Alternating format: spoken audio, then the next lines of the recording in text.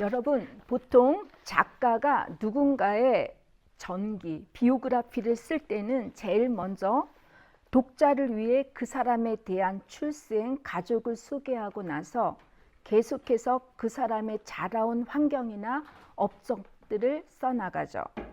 그러나 요한복음 첫 장은 전혀 다릅니다. 예수님의 출생이나 고향, 가족에 대해 전혀 언급하고 있지 않습니다. 요한복음 1장을 읽어본 분들은 다 아시겠지만 요한복음 1장은 어떤 스토리텔링과 같은 이야기 형식으로 쓰여져 있지 않습니다. 문장의 형태와 구조가 참 복잡하고 뭔가 추상적이고 철학적인 것 같기도 해서 여러분 이해하는 데 좀처럼 쉽지 않았을 것입니다. 뭔가 깨달은 것 같은데 구체적으로 무슨 뜻이냐고 물어보면 정확하게 대답할 수 없습니다. 여러분 다 이해하셨습니까? 그러면 놀랍고요. 앞으로 몇 주간이 될지 모르지만 우리는 모두 요한복음으로 김정현 목사님과 서지훈 선교사님과 함께 이제 요한복음으로 설교를 하고자 하는데 일단 10장까지 우리가 마치고 좀 쉬었다가 후반기에 다시 마지막 21장까지 끝마치려고 합니다. 요한복음서를 보다 심도 있게 이해하기 위해서 먼저 요한복음에 대해 잘 알아야만 할 것 같아요. 그래서 오늘 제 설교는 요한복음에 관한 개론이라고 생각하시고 강의 설교라고 이렇게 생각하시고 들어주셨으면 합니다. 제가 이 다음과 같은 내용을 담아서 여러분한테 말씀을 전하는데 이 날씨도 그렇고 꿀꿀하니까 여러분 졸지 마시고 주무시지 않으시기를 축원합니다. 요한복음서가 이 다른 복음서와 어떻게 다른지, 요한복음의 저자가 누구인지, 요한복음서는 도대체 누구를 위해 쓴 것인지, 요한복음서에 나타나는 헬레니즘 사상이나 그리스 철학이 왜 이렇게 무슨 관련이 있기 때문에 쓰여져 있는 것인지, 무엇보다도 많은 초대교회인들에게 위험을 주었던 이 영지주의 사상이 무엇인지 알아보고 여러분 말씀을 이제 살펴보도록 하겠습니다. 보통 예수님의 생애와 예수님의 사역과 설교 말씀에 관한 기록들을 우리는 다 복음서라고 부릅니다. 에반겔리온이라고 하죠. 마태, 마가, 누가, 요한 복음이 있어서 이 네 복음을 사복음서라고 합니다. 그런데 요한복음을 제외한 3복음, 마태, 마가, 누가 복음은 대체적으로 기록 관점이나 표현 내용에 있어서 상당히 유사합니다. 이 중복된 이 부분이 거의 90% 정도라고 할 정도로 일치하고 있습니다. 죄송해요. 제가 이 한 주 동안 독일어를 너무 많이 해가지고 혀가 잘 안 돌아갑니다. 하지만 요한복음은 이 8%밖에 중복이 되지 않아요. 그래서 이 세 복음을 공통된 견해로 쓰여져 있다고 해서 공관복음, 시옵티코스, 독일어는 지노프티시라고 부릅니다. 공관복음은 예수님의 탄생부터 부활까지만 기록되어 있다면 요한복음은 태초부터 종말에게 이르기까지 스케일이 대단하고 광범위하게 기록되어 있습니다. 발신자가 있다면 수신자가 있듯이 복음서 저자들도 복음서를 기록할 땐 분명히 누군가를 타켓으로 썼을 것입니다. 예를 들어 마태복음 저자인 마태는 정통 유대인들을, 마가복음 저자인 마가는 로마인들을, 누가복음 저자인 의사 누가는 그리스인들을 타켓으로 복음을 기록했다면 요한복음 저자는 모든 믿는 자들, 그러니까 유대인 크리스찬이나 이방인 크리스찬, 로마 또 그리스인들의 크리스찬들이 이렇게 모여 있는 교회 공동체를 타켓으로 복음서를 썼습니다. 요한복음서 저자에 관해서 지금까지 많은 사람들은 예수님이 가장 사랑하는 제자 사도 요한이 썼다라고 알고 있는데 확실하지 않다고 보는 게 다수 신약 성서학자들의 견해입니다. 왜냐하면 요한복음의 내용이나 문체, 그리고 신학적 관점이나 신학적 창의성을 놓고 볼 때 단순한 갈릴리 출신인 요한이 기록하지 않았을 거라는 것이죠. 이 주장을 뒷받침해 주는 여러 가지 이유들이 있는데, 그 대표적 이유 중 하나가 요한복음서는 예루살렘을 중심으로 쓰여 있다라는 거예요. 다른 삼복음서는 갈릴리를 중심으로 쓰여 있다면 요한복음서는 예루살렘을 중심으로 쓰여 있다는 것이죠. 이 갈릴리 출신인 요한이 예루살렘 주변에서 자라지 않는 한 이렇게 예루살렘에서 관해 상세하게 알 수 없을 거라는 것입니다. 또 다른 하나 이유는 갈릴리 출신이고 이 단순한 어부인 요한이 어떻게 이렇게 심오하고 무엇보다도 그리스 철학이나 사상이 담기고, 그리고 이의 문체가 수사학적 기법을 통해서 복음을 쓸 만큼 그의 지적인 수준이 미달했을 것이라고 보는 것이죠. 왜냐하면 당시에 갈릴리는 가난하고 천박한 사람들이 많이 살아 있었고 그곳에는 문맹률이 아주 높았다고 이렇게 보죠. 그러면 어부인 요한도 문맹이었을 것이라는 확률이 높다는 것이에요.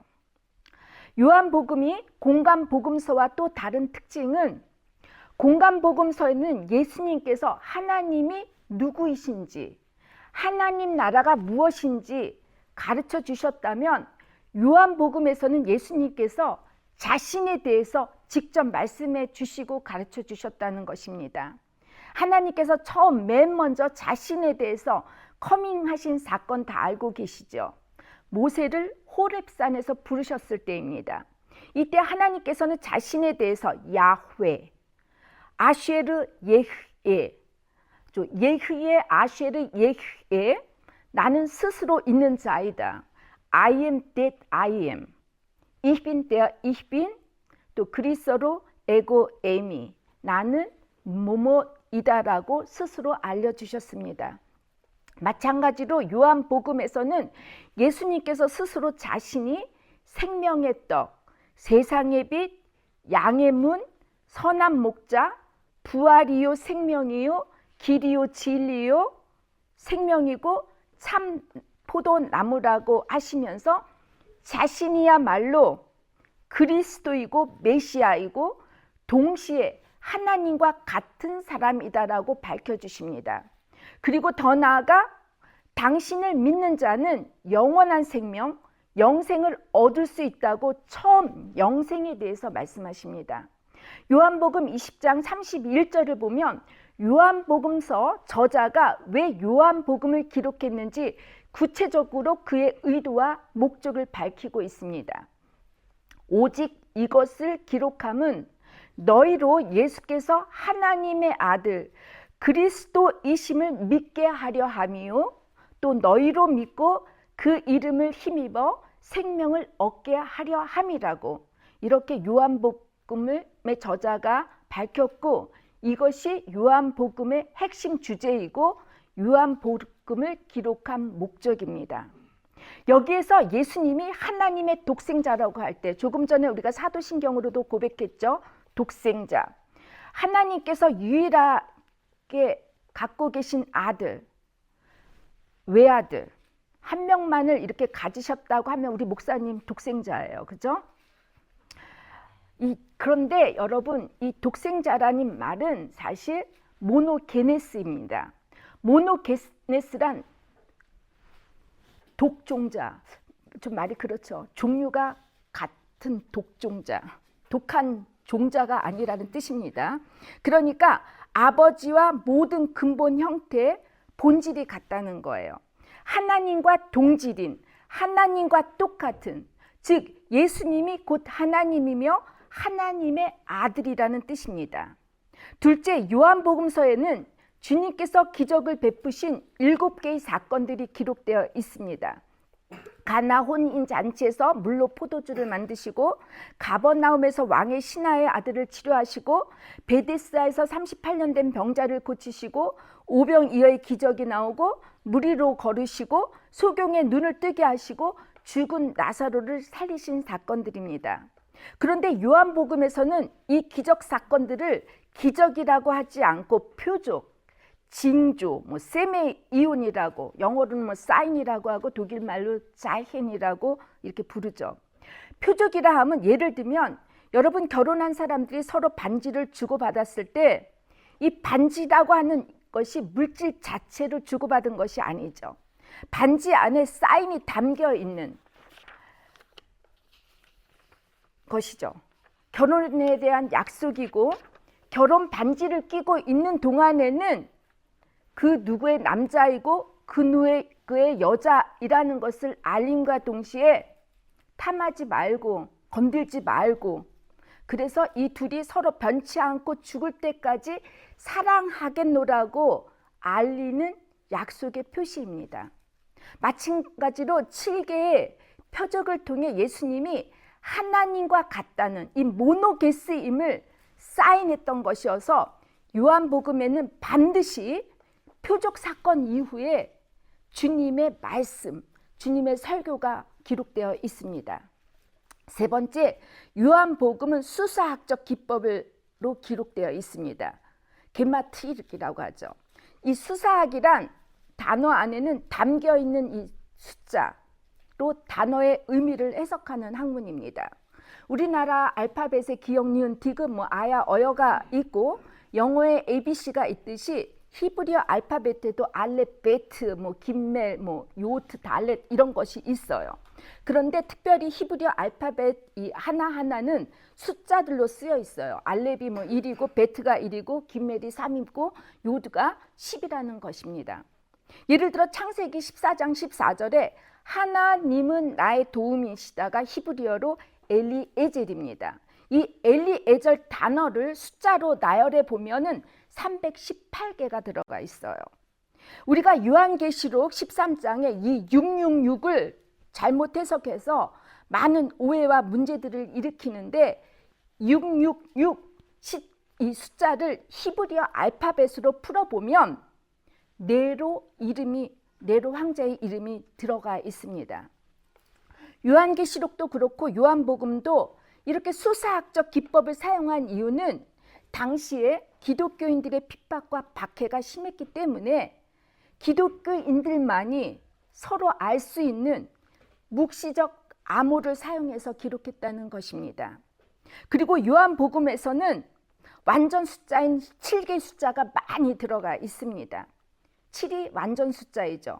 17개의 7개의 표적, 7개의 말씀, 7개의 구조, 7개의 지리와 장소, 7개의 절기, 7개의 부류의 여인들 등 이 7이라는 숫자를 통해 예수님이 완전하시다, 예수님이 온전하시다는 것이 암시되어 있다는 것입니다. 넷째, 요한복음서 안에는 그리스 철학이나 영주주의 같은 헬레니즘 문화의 사상에서 이 사용하는 단어들, 용어들, 그리고 대조적인 단어들이 많이 사용하고 있습니다. 예를 들면 빛과 어둠, 영과 육, 위와 아래, 순간과 영원 등과 같은 단어들입니다. 요한복음 저자가 그리스인 로마인을 대상으로 복음서를 기록했다고 볼 때 이들에게 주님을 알기 위해서는, 이들의 이해를 돕기 위해서는 가급적 이들의 전형적인 사고 방식을 사용했을 것이라고 이렇게 볼 수 있죠. 예를 들면 아프리카 옛날에 식인종이 있는데 예수님의 성찬할 때 먹고 마신다 할 때는 이들이 정말로 예수님을 먹고 마시는 줄 착각할 수 있을 거 아니겠습니까? 그렇기 때문에 이들을 전도하기 위해서는 그들이 갖고 있는 사상, 그들이 갖고 있는 철학을 알고 있어야 했기 때문에 요한복음은 이렇게 기록하고 있죠. 그렇다면 여러분, 고대 그리스 로마인들의 세계관, 신에 대해 관해서 이들은 어떻게 생각을 하고 있었을까요? 고대 그리스인들은 세상이 어떻게 생겨났으며 왜 인간이 존재해야만 하는지, 세상의 근본 원리가 무엇인지 궁금해했습니다. 이것을 보통 철학적으로 형이상학이라고 합니다.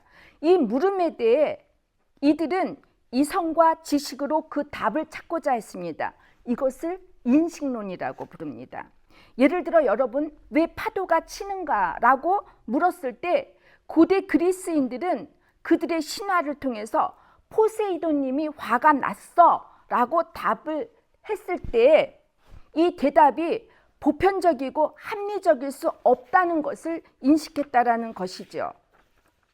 그로부터 이들은 자연적인 것과 인간적인 것을 분리하면서 인간의 세상과 영적 세계가 따로 존재할 수 있을 것이라고 인식하게 되었고, 이 우주 전체는 어떤 보편적인 근본 원리나 원칙에 의해 움직이고 있을 것이라고 봤습니다.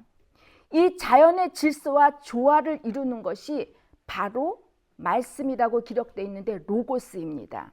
다시 말해 로고스라 함은 불변하지 않는 어떤 법칙, 원리, 질서이고, 이 로고스에 의해 모든 우주가 끊임없이 움직이고 변화되었다고 믿었습니다. 뿐만 아니라 고대 그리스인들은 인간은 불완전하기에 인간의 감각을 넘어 뭔가 완전하고 영원하며 변하지 않는 어떤 영적인 세계가 존재할 거라고 생각했죠. 어떤 진정한 실체가 존재하고 있지 않을까 이들이 물음을 갖기 시작했습니다. 한마디로 우리 인간이 보는 것이 다가 아니라고 봤던 거예요. 예를 들어 우리 인간이 동굴 안에 갇혀 있다고 가정해봐요. 인간이 볼 수 있는 거는 이 컴컴한 동굴 안에 비춰진 그림자, 이것만 볼 수 있다라는 거죠. 그렇기 때문에 사실 이 그림자, 우리가 보는 이 그림자는 본질, 실체가 아니기 때문에 허상이 있고, 그래서 이 허상이 아닌 본질, 실체를 볼 수 있는 거는 동굴 밖에 나가야만 볼 수 있다는 것입니다. 이 동굴 밖의 세상을 고대 그리스도인들은 이데아라고 불렀습니다. 여러분, 이것은 제가 주장한 게 아니에요. 플라톤이라고 하는 철학자가 주장한 겁니다. 플라톤은 이데아를 깨달을 수 있는 유일한 방법은 오직 참된 암, 지식을 통해서만 가능하다고 봤습니다. 우리는 어떻죠? 주님을 통해서 알 수 있다라고 생각하고 있죠. 이 플라톤의 사상에 영향을 받은 게 다름이 아닌 영지주의자들이었어요. 초대교회를 시끄럽게 하고 위험에 빠뜨렸던 사상입니다. 그노시스 영지주의자들은 세상을 이원적으로 봤습니다. 영적인 세계와 육적인 세계가 분리되었다고 믿었죠. 근데 이 육적인 세계는 거짓 신이 있는데 그 데미우르고스라고 하는 이 신이 창조했기 때문에 인간은 불완전하고 타락하고 악해서 참된 구원을 받으려면 영적 세계로 돌아가야 한다고 봤어요. 그러기 위해서 누군가 영적 세계로부터 와서 거짓된 세상의 감옥에 갇혀있는 인간을 해방시켜주고 영원히 왔던 그 본래의 신성한 세계로 다시 들어갈 수 있도록 도와줘야 된다고 믿었죠. 이 도움을 주는 것이 영지, 그노시스라고 하죠. 참된 지식이고 이 영지를 통해서만 구원을 받을 수 있다고 주장을 했습니다. 여러분, 영지 빼면 뭐가 되죠? 우리 기독교적 신앙과 사뭇 비슷해 보이지 않습니까? 영지가 없으면 예수 그리스도를 대신할 수 있죠.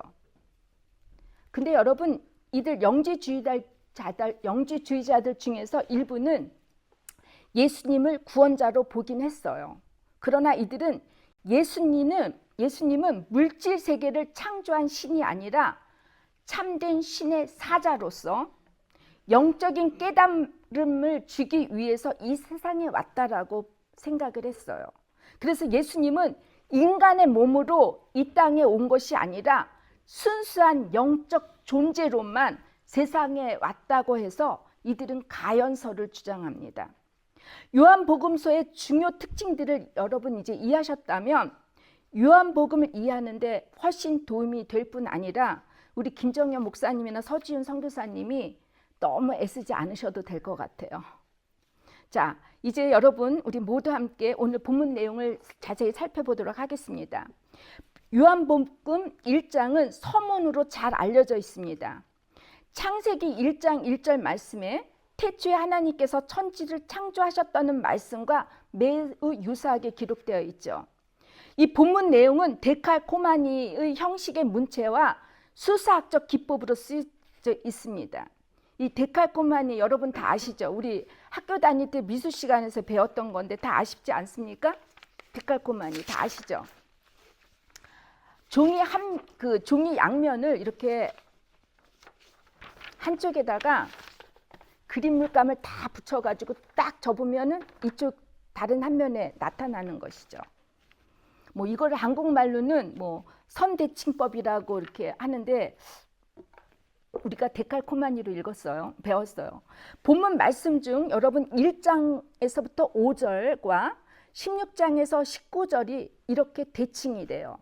1장에서 5절 말씀이 태초로부터 있었고 그 말씀이 육신을 입은 예수 그리스도이시고 하나님을 내어놨다는 이 문장과 16절 18절에서는 이 세례 요한이 예수님의 빛을 증언하는 자라고 대칭을 이룹니다. 여러분 다 읽고 오셨죠?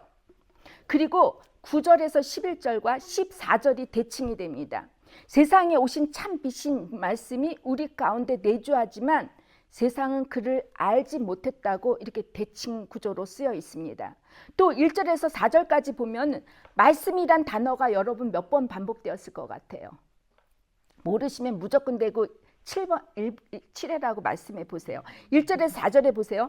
태초에 말씀이 계셨고 말씀은 하나님과 계셨고 말씀은 하나님이셨고 또 말씀이 태초에 하나님과 함께 계셨고 말씀을 통하여 만물이 지어졌고 말씀 없이 된 것이 없고 말씀 안에 생명이 있다라는 이 구절에서 말씀이란 단어들이 이 지시대명사 그를 포함하면 모두 7번 반복됩니다. 그러다가 갑자기 말씀이 생명에서 빛으로 바뀌죠. 5절에서 9절을 보면 빛이 어둠에 비치고 요한은 이 빛을 증언하라고 이 참빛은 세상에 와서 각 사람에게 비춘다고 하면서 이 빛이라는 단어가 또다시 7번 반복이 됩니다. 그리고 이 빛이 10절에서 12절에 그 혹은 자기라고 하는 3인칭으로 의인화가 됩니다. 그러다가 다시 잠시 이 빛에 대해 설명을 하고 14절에 가서는 마침내 말씀이 육신이 되었다라고 기록을 하고 있죠. 마침내 이 육체가 바로 예수 그리스도인데 예수 그리스도에 대한 구체적 말씀이 여러분 18절 우리 다 같이 한번 읽어보실까요? 18절을 우리 함께 다 같이 읽어보시겠습니다. 하나 둘 셋. 본래 하나님을 본 사람이 없을 때 아버지 품속에 있는 독생하신 하나님이 나타내셨습니다. 이렇게 결론을 맺으면서 본래 그 본문 말씀 서문이 마칩니다. 그러면 여러분 왜 요한복음 저자는 예수님을 말씀에서 생명으로, 생명에서 빛으로, 빛에서 참빛으로, 참빛에서 육체라고 하는 이 점진적 기법을 사용해서 예수 그리스도를 표현했을까? 궁금하지 않습니까? 궁금하지 않아요? 저만 그런가요? 항상 우리 교인들하고 저하고 좀 틀린 것 같아요. 저는 참 궁금했는데 그렇지 않았습니까? 아마도 그는 예수님의 신성과 인성 그리고 그분이 이 땅에 오실 역할과 목적이 무엇인지 독자들로 하여금 단계적으로 이해하고 깨닫고 믿을 수 있도록 도움을 주고자 이렇게 기록했던 것으로 보여집니다. 우리 주변을 보면 여러분 아무리 예수가 누구인지 뭐 차근차근 논리적으로 체계 있게 설명해도 믿지 못하는 분들이 많죠. 그래서 믿음은 거저받는 선물이고 은혜인 것 같아요. 믿어지는 게 은혜인 거죠. 또 우리 예수님을 우리는 믿지만 여러분 다 변했습니까? 참 인간 변하기가 쉽지 않아요. 하나님의 자녀로 온전해지기까지는 여러분 성숙하기까지는 이렇게 점진적인 시간이 걸린다라는 거 여러분 생각했으면 좋겠습니다. 그렇다면 여러분 요한복음 저자는 예수님에 대해 어떻게 말씀을 했습니까? 그는 첫 번째 예수님이 말씀이라고 했습니다. 말씀, 로고스라 하면 좀 전에 제가 설명해 드린 것처럼 이 말, 언어라는 개념을 넘어서 우주의 질서와 원리라는 것인데 따라서 예수님은 시간과 공간을 초월한 영원한 존재, 창조 이전부터 계셨다는 것이고 신적인 존재, 하나님과 함께 계셨던 동시에 하나님 자신이셨다라는 것입니다. 둘째, 빛이라는 것을 통해 예수님이 드러나신다고 했습니다. 창세기 1장에서 볼 때 하나님께서 천지를 창조하실 때 맨 처음 빛을 만드셨듯이 모든 살아 움직이는 것에는 빛이 필요합니다. 빛이 있어야만 모든 생물이 살 수가 있습니다. 빛이 있어야만 모든 사물을 볼 수 있고 색깔을 구별할 수 있습니다. 이렇듯 예수님은 우리에게 생명을 주시는 분이시고 인간이 살아야만 하는 필수 조건, 필수 요소라는 것입니다. 빛은 모든 살아 움직이는 것의 원동력이긴 하지만 빛은 한 방향으로 직진하기 때문에 뭐가 생깁니까? 그림자가 생길 수밖에 없어요. 그래서 창세기에 보면 저녁이 지나고 아침이 되니 하루가 지나고 이틀이 지나고 3일이 지나고 사흘이 지나고 이렇게 모든 것은 지나가고 있다는 것이죠. 지나간다. 시간입니다. 빛이 존재하는 한 여러분 어둠도 함께 존재한다는 거예요.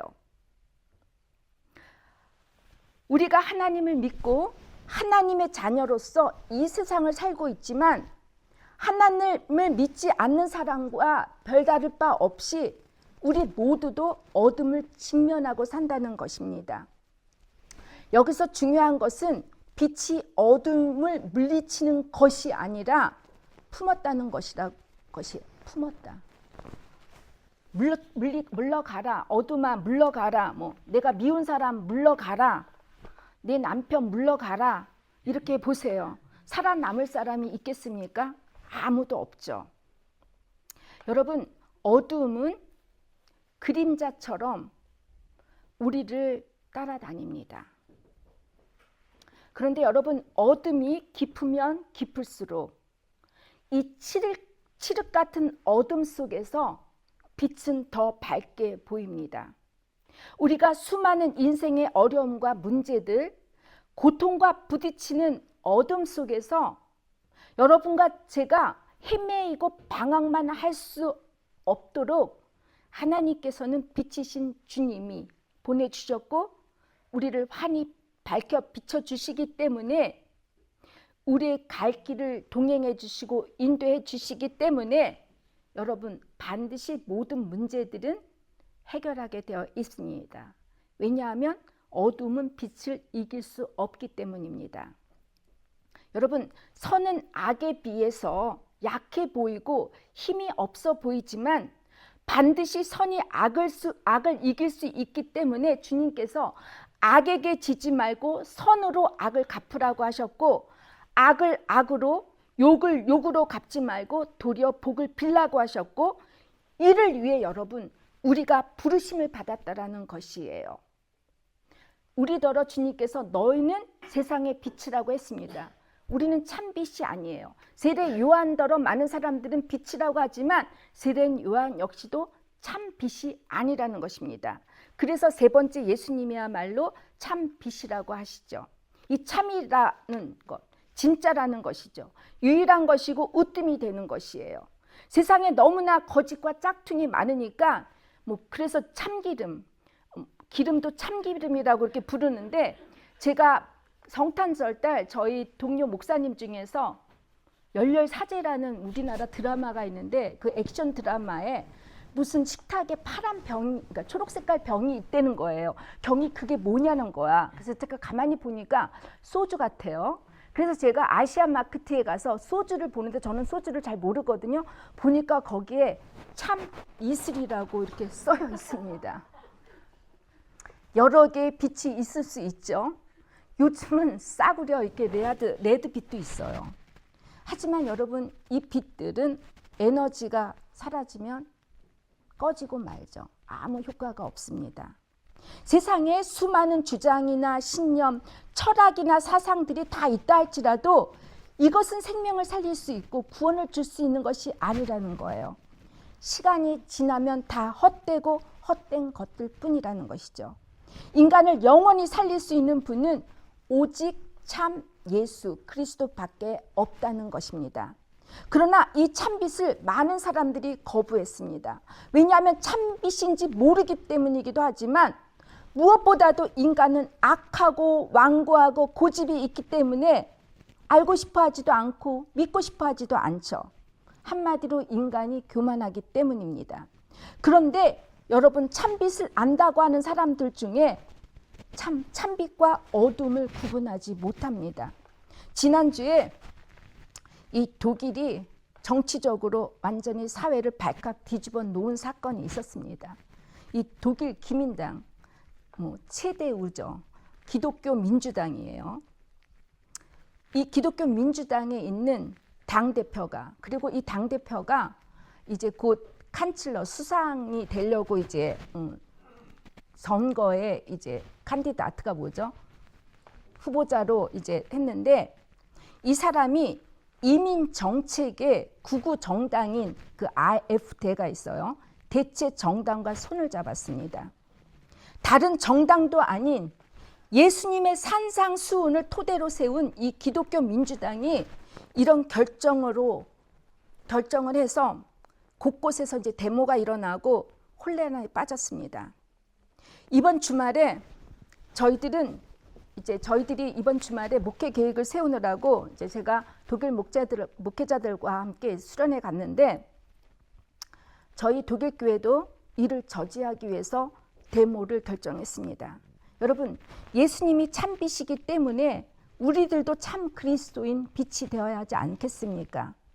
주님께서는 좋은 나무가 나쁜 열매를 맺을 수 없고 못된 나무가 아름다운 열매를 맺을 수 없다고 하셨습니다. 나쁜 열매를 맺는 사람을 보고도 그 나쁜 나무를 좋다고 따르는 이가 없기를 주님의 이름으로 부탁을 드립니다. 어떤 구구적 성향을 지닌 그리스도인들 있을 수 있어요.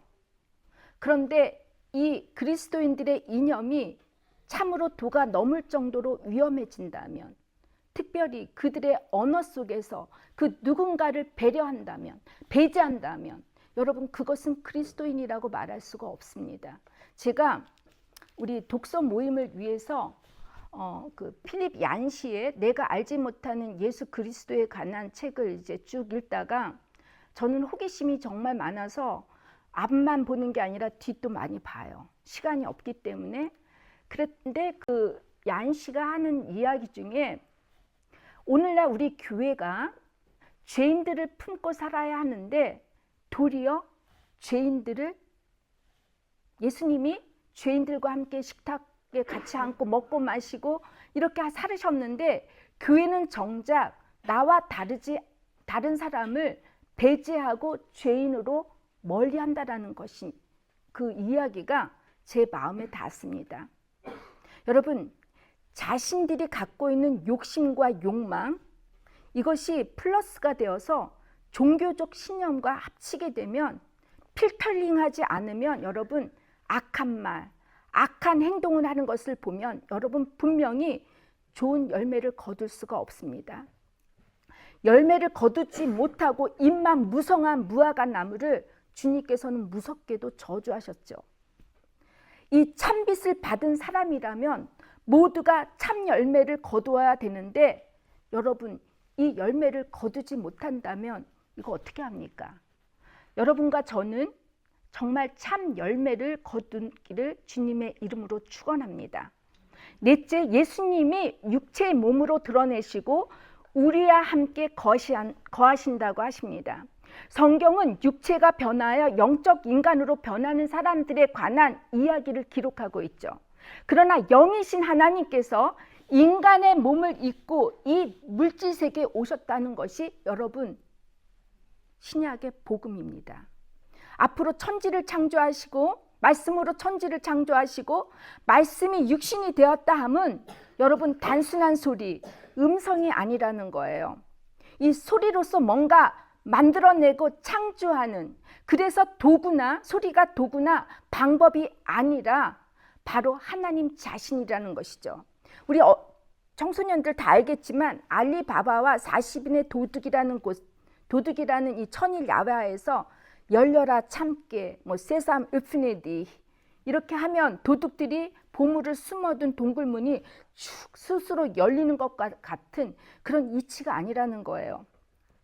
말씀으로 온 운주를 창조할 때 뭔가 마술을 부리듯이 호코스 포코스 피디부스 이런 주문을 외우듯이 소리를 지르면 뭔가 짠하고 이루어지는 것이 아니라는 것입니다. 말씀이 육신이 되었다 함은 직접적인 관계와 연관이 있습니다. 말씀을 통해서 하나님께서 우리와 직접 교제해 주시고 만나 주시겠다라는 것입니다. 이게 기도일 수도 있죠. 또 사랑입니다. 이 사랑이라고 하는 이 추상적인 단어가 여러분 행위로 보여지지 않으면 사랑인지 몰라요. 여러분 남편이 아내가 나는 당신을 사랑합니다 말로만 해보세요. 그리고 딴짓 해보세요. 사랑 아니죠. 마찬가지로 눈에 보이지 않는 하나님께서 인간을 너무나 사랑하시기 때문에 인간의 눈높이에 맞춰서 인간에게 직접 관계를 하시기 위해서 물질로 인간의 세계로 오신 것입니다. 만나기 위해서죠. 이렇게 인간을 만나기 위해서 인간의 몸으로 오셔서 직접 우리와 함께 먹고 마시고 마침내는 여러분 인간의 손에 고통을 당하시고 죽기 위해 오신 것입니다. 제가 여러 번 말씀드렸고 주중에도 우리 김 목사님과 우리 김 목사님이 칼 바르트의 이제 박사과정을 하고 계시는데 칼 바르트의 알마흐트 전지전능함은 우리가 생각하는 뭐 포커스 포드 피디푸스에서 모든 거를 팍 돌로 떡을 만들고 이런 전지전능함이 아니라는 거예요. 하나님의 전지전능함은 온마흐트 힘이 없는 권력이 없는 사랑 그것이 하나님의 전지전능하시다는 것이죠. 이제 하나님께서 우리 주님께서 물질적이고 악하고 죄를 지을 수밖에 없는 우리들이지만 하나님과 우리가 예수님을 만났을 때 우리는 영적인 인간으로 영적인 삶을 살 수 있도록 하기 위해서 하나님 자신 또한 육체가 되어졌다라는 것입니다. 여러분, 그래서 예수님을 만나면 우리 역시도 이 물질적인 우리가 영적인 사람으로 변할 수 있다라는 것입니다. 여기에서 우리가 거하다라고 할 때 이게 스케노라고 하는데 이 거하다라는 말은 원래 성막을 세우다, 성막을 치다라는 의미입니다. 구약의 성막에서 제사를 지낼 때 하나님이 함께 하시는 하나님의 임재가 임했던 것처럼 여러분과 제가 죄를 회개하고 구별된 거룩한 예배자로서 서로 사랑하고 서로 나누고 서로 섬기는 것이 성막을 세우는 것입니다. 그렇게 사랑하지 않고 예배 와서 다 뭐 주님 찬양합니다 눈물 흘리고 손 흔들리고 막 하고 집에 가서 미워하고 누구 정죄해 보세요. 성막 세우지 못합니다. 여러분 이렇게 세워진 여러분과 우리들 자신 우리 공동체 안에 주님이 우리와 함께 임마누엘 함께 하시다는 것입니다. 이제 말씀을 맺겠습니다.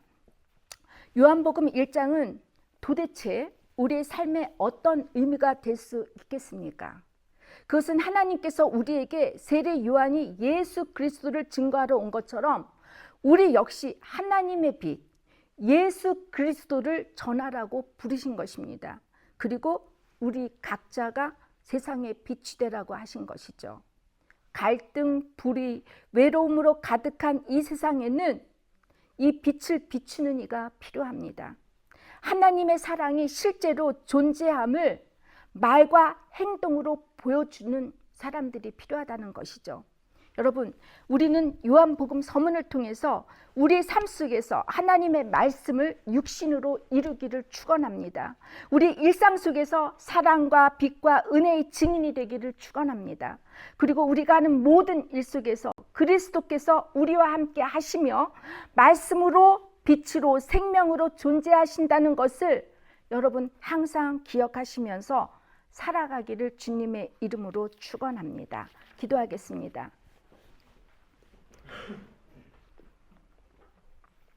하나님, 저희들이 너무나 고집이 세고 악하기에 이렇게 요한복음 저자는 우리 주님에 대해서 우리가 이해할 수 있는 높이로 주님에 대해서 알려주셨습니다.